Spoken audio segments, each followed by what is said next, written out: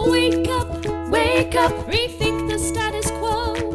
When you get your money right, then you're the one who runs your life. Come build a wealthy spirit with Sammie and Michelle. Hello and welcome to the Build a Wealthy Spirit podcast. I'm Sammie. And I'm Michelle. And today we are going to be talking about a step-by-step guide to discovering your passion. I'm so excited about this, Sammie, because I remember when I was sitting at my desk at work, having to make call after call after call, listening to people's answering machines, getting yelled at because people didn't want to hear from me, balancing multiple meetings during the day, some of which I really thought was pointless. I knew in those moments that I was not finding my passion. I was not working in a job that I was passionate about. But even when I left the corporate world and took my sabbatical, it was a little bit difficult to detach myself from the work mindset and actually discover what my passion was. Like, what does that really mean to me? And a lot of times you get not great advice, things along the lines of, oh, well, what would you do if money wasn't a problem? Which never really helped me trying to frame what I really enjoy. So now that we have been thinking about this a lot, been incorporating new things that we've learned to apply the things that we learned so that we can find our passion, we wanted to put together something of a guide to help you identify what it is that you enjoy doing and what's really in alignment with you. Because I think it's really dependent on you as a person. So Sammie and I are here to share what worked for us. Let's get into it, Michelle. But first, we're going to talk about Riverside, our partner for the week. As you know, Sammie and I have this podcast, Build a Wealthy Spirit, which is awesome because we get to connect with you, the people in our community. We can talk about all of these different things that interest us. And the truth is that we're not very interested in the technical aspects of building a podcast. We want something that's just reliable, that we don't have to think twice about. And Riverside is that platform for us. It allows us to get audio and video recordings. Everything is downloaded locally, so we literally never have an issue with audio or video. And that's huge. It's not a small thing. And that means that we actually don't even have to think about the details of the technical aspects. We can just focus on the conversations we're having with each other and with our guests. So if you're thinking about starting a podcast, if you want to do a live stream or some sort of audio video setup, we highly recommend Riverside, and you can get started with the link in our show notes. Now back to today's topic, a step-by-step guide to discovering your passion.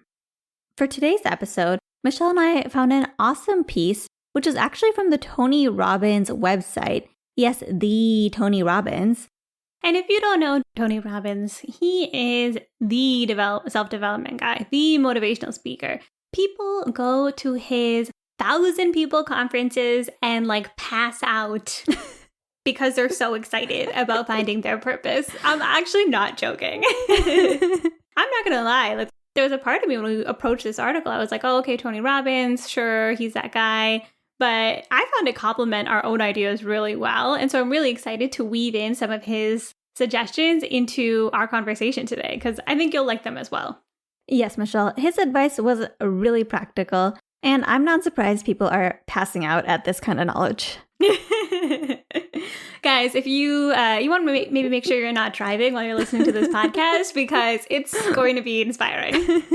So, Sammie, step one, we have to say this up front.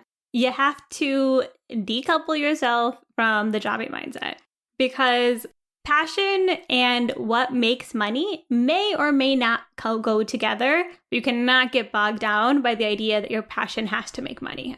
I think for me, that was the thing that I was too focused on was maybe I like this, but does it make me money? No. That's not what this is about. We are focused on passion first today. Yes, passion first. Passion regardless of whether it makes money. Listen, we understand you probably need money. Maybe for shelter, for food, different things. Go ahead, make money in whatever way you see fit. But don't force your passion and money to go together. Sometimes we have jobs that align with our passions, and other times we have jobs that just don't get in the way of our passion. Or we work a job for a while so that we can then later spend time fully on our passion. However you do it, just because something's your passion doesn't mean that it's something that you need to monetize on. I love Elizabeth Gilbert of Eat, Pray, Love.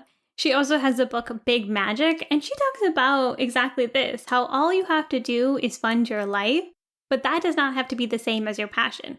Even she says that she believes that you shouldn't even put the pressure of making money on your passion or your purpose.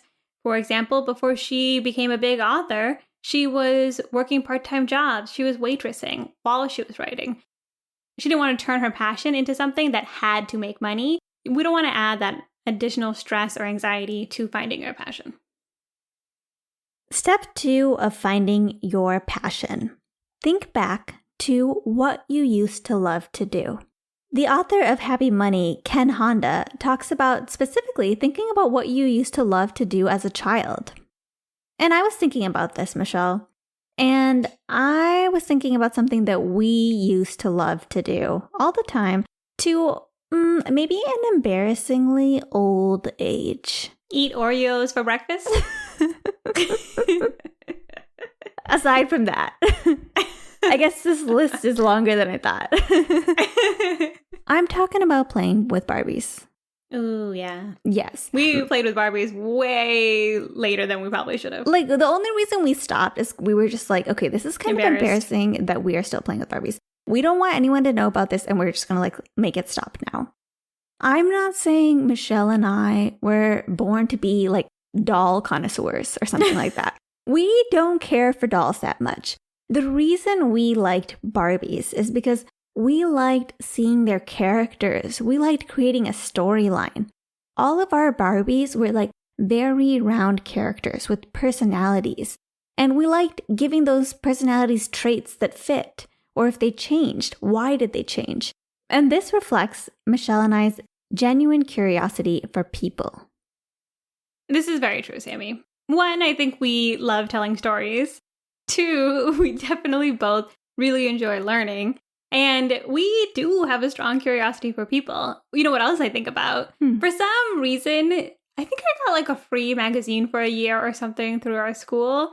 And we started to get Psychology Today. And we were in middle school reading Psychology Today. And then we would talk to each other about our friends. And we would say, so-and-so might be a psychopath. Do you think that blah, blah, blah is a narcissist?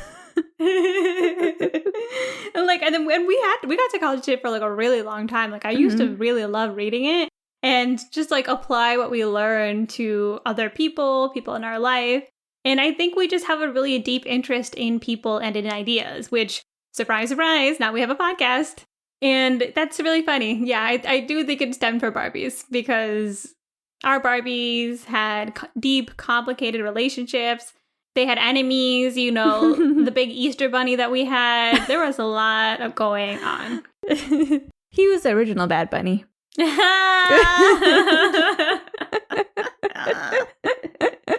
I do love this idea. Paul Millard has something similar in Pathless Path, where he talks about forgotten hobbies, which is so interesting because I was talking to a woman recently who left her job. She became buyer.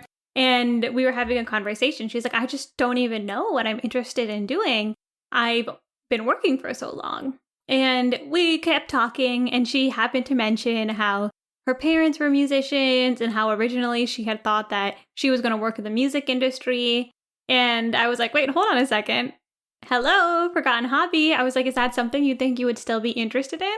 And she thought about it. And the next time we had a conversation, she was like, I'm building a product for musicians. I'm combining my skills with something I'm super interested in. And I love that. I think that we actually do have a lot of things that we're interested in growing up. But once again, we start getting into this jobby mindset. We start thinking about, what's practical? How can I make money?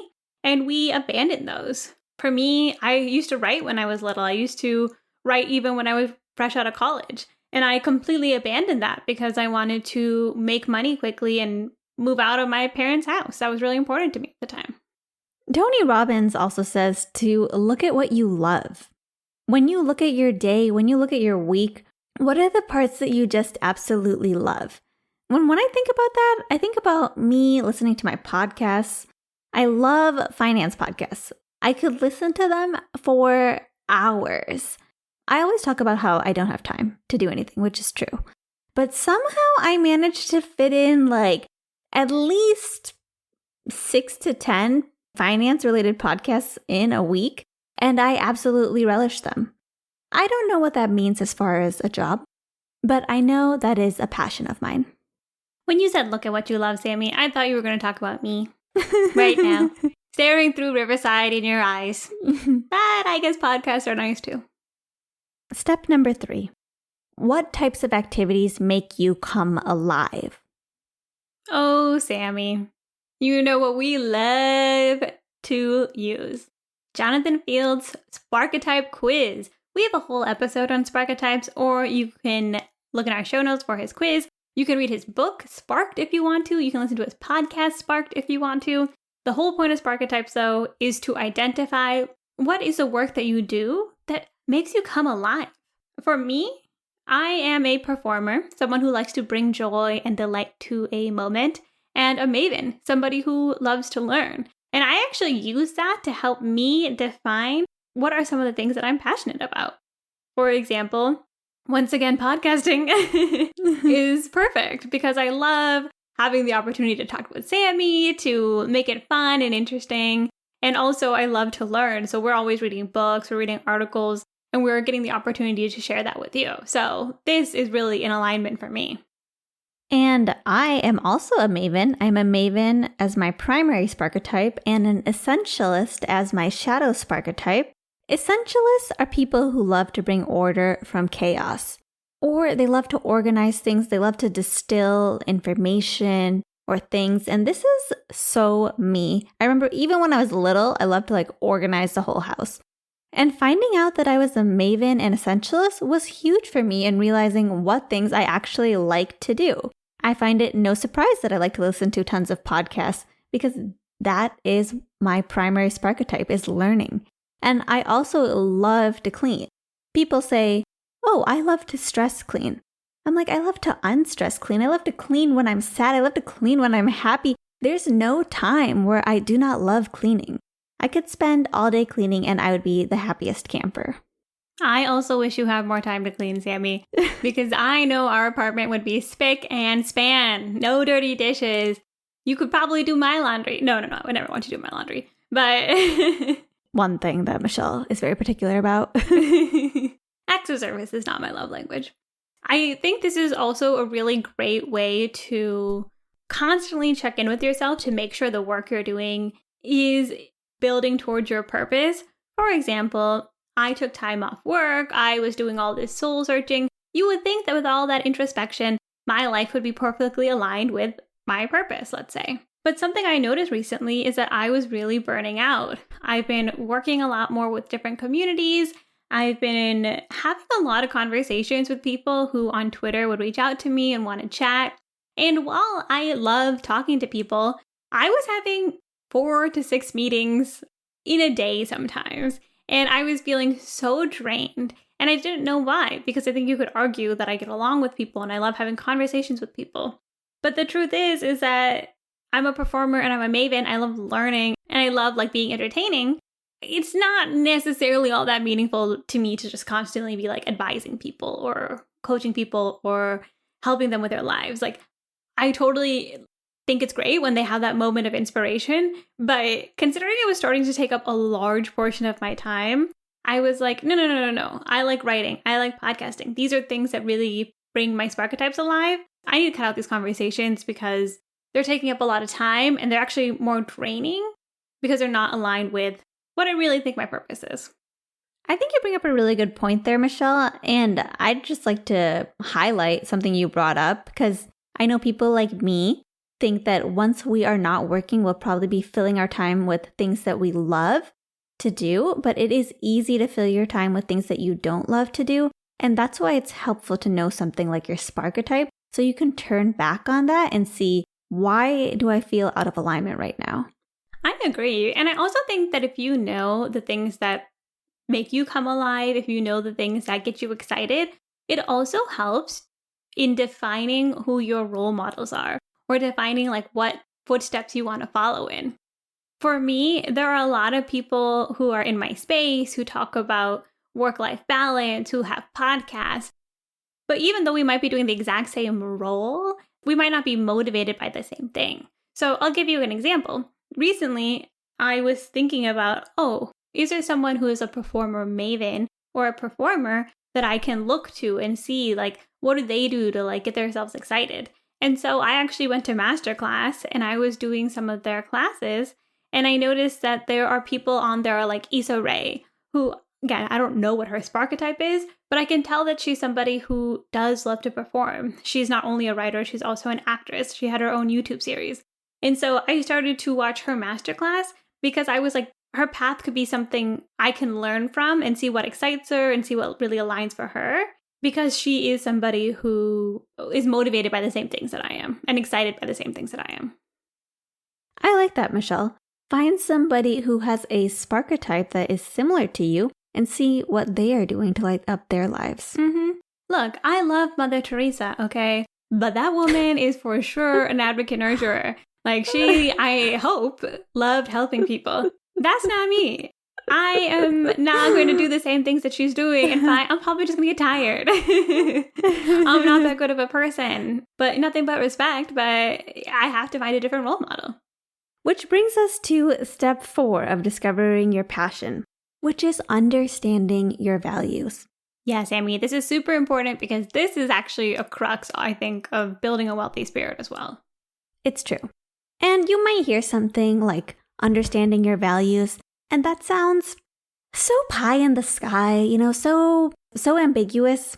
I know that's how I felt when my therapist recommended that we discover what my values are. And I thought, okay, I guess we can do that for this one session. Luckily, she had a quiz. And here at Build a Wealthy Spirit, we're not just going to say, understand your values and leave you hanging. Okay, we have a quiz for that and we will link to it in the show notes. When I did this quiz, I truly understood what my values were. Things like community would pop up against discipline. And I'm the type of person who chooses discipline. I like discipline more. And so when my final 5 values popped up, they were spirituality, discipline, curiosity, authenticity, and independence. I was quite shocked, but also those values resonated with me. If I were to have a perfect day, like the most perfect day that aligned with all my values, I would wake up early, maybe just a little bit before the sun peeks its little sunny head, and I'd probably get ready to go on a morning run. Then I'd come home and I'd have a nice, super healthy breakfast while maybe I did some tidying, putting the dishes away in a neat way where they were either color organized or organized by size. And maybe then I'd turn on like a little candle or an essential oil diffuser and meditate. Then maybe the rest of my day would be spent doing something like learning about something that I'm super, super interested in, like finance or geology. That's true. Sammie has quite a rock collection building. I didn't know that was going to be a hobby of mine, but there's a lot of rocks around here, and so it is now a hobby. Makes sense. Sammie used to play in the mud as a child, so I think it's all connected. Then I would go do my errands. I would organize all my binders. I have my little HSA binder, my car binder, my tracking my expenses binder. All of those things would always be up to date because I would have time to do that. And then maybe in the evening time, I would meet with a group of people doing something that really resonated with me, like a yoga class or a meditation group or a book club, something like that. And that would be the most perfect day. Then I look at my actual day. I'm going to work. I'm, talking to tons of people, placating them, helping them with their problems, collaborating with teams. And you know what? For somebody whose values are helping others or teamwork or contribution or success or compassion, that would be a beautiful day. But that's not my values. So I'm just like doing this thing, which isn't necessarily bad, but it really takes away from my time that I get to spend on doing things that I truly value. I definitely think knowing your values really helps, Sammie. For me, my values are loyalty, growth, inner harmony, trust, tolerance, and to just be aware of those things because it helps me when I'm like trying to define what my perfect day looks like too, which I love the idea of like what your perfect day looks like because I think that's actually what we're really trying to build towards when we're trying to find our passion. Is just have more of those days where we're having days that we're happy, we feel fulfilled, and they bring meaning to us in a way that's specifically tailored to our values and interest. Which brings us to step 5 of finding your passion. The final step, and this one is direct from the Tony Robbins playbook. That is the rocking chair test. He says, imagine you're an old person sitting on the front porch, maybe in the low country of South Carolina, with a little bit of that humidity, but not too much. And you're just sitting there on a rocking chair thinking about your life. We're both rocking. Sammy and I just both started like rocking in our chairs. We're like, yeah, We're feeling it. Maybe that's our passion, period. But he says, think about, when you're reflecting on your life, what are you proud of? What brings you joy? What are you really glad that you took the chance to do? And what do you regret? What do you regret spending so much time on? Or what do you regret doing, period? Use that as a guide to tell you what your passions are and what you want your overall life to look like. I love that, Sammy. Takeaways. So our takeaways for this episode, first and foremost, detach passion from the jobby mindset. Mm-hmm. You might love to do something. Do not get overly focused about whether or not it makes money. Because your passion, it may make you money, it may not make you money, but that is not the purpose. The purpose is to find the thing that you love to do. Number 2, what did you like to do as a child? Maybe it's not that exact thing that is your passion, but your passion is likely related to those things that brought you joy as a child. Step 3, understand what makes you come alive. We highly recommend taking the Sparketype quiz, but regardless, I think we all can check in, look at our day to day and say, okay, these are the things I do that energize me, that make me excited, and these are the things that don't. And let's see if we can find a way to do more of the good and less of the bad. Step 4, what are your values? And you don't have to think about it in an ambiguous way. You can take the values quiz. And if you take either the Sparketype or the values quiz, please go to our website and comment on that episode because we are always so curious to see what your guys' Sparketypes are and to see what your guys' values are and how that's played out in your life. I have a spreadsheet of all the Sparketypes people have told me, which probably says something about my passion. But truly, we love learning that because we're curious about other people and we would love to know yours. You are our Barbies. Oh my God, Nicki Minaj! It's coming together. And step 5, rocking chair test. You start rocking back and forth a little bit. Feel that sweet, sweet wind in your hair. Feel that slightly moist air. And think to yourself, I am looking back on my life. It was so fulfilling because I was writing and creating and connecting with people in my community. That would be mine. What would yours be, Sammy? In mine, I'm seeing me learning things I love to learn. I'm seeing me dancing because I love to dance. Being part of groups where people are learning or dancing or meditating or doing spiritual things. All of those things I love. And I think those are the things I would remember while I'm rocking in my rocking chair. I love that, Sammy. And I want to be there dancing too. A little dancing rocking chair routine. Synchronized rocking chairs. This is maybe the best idea we've had. Community time. Before we say goodbye, it's our community time. And speaking of passion, speaking of enjoying writing, I did a guest post for Paul Millard's newsletter, Boundless. Definitely check it out. I've been really discovering new things that I love. Like, I am in some capacity working for all 3 of the communities that I'm in. I'm head of vibes for Paul's Find the Others, which performer, maven, head of vibes really lines up. I'm going to be a mentor now for Rite of Passage, the course that I did next month. So I'm really excited. And these are all opportunities I didn't even know existed when I was doing all this introspection a year or two ago. So just to encourage you all, like sometimes defining it is the first step, and then the universe will conspire to help you reach those things. Michelle is a great example of finding her passions because she joined all these groups just doing things that she loved. And then now she's got jobs in all these things that she loves. Not to have a jobby mindset, but sometimes things just work out in a way that you can't predict.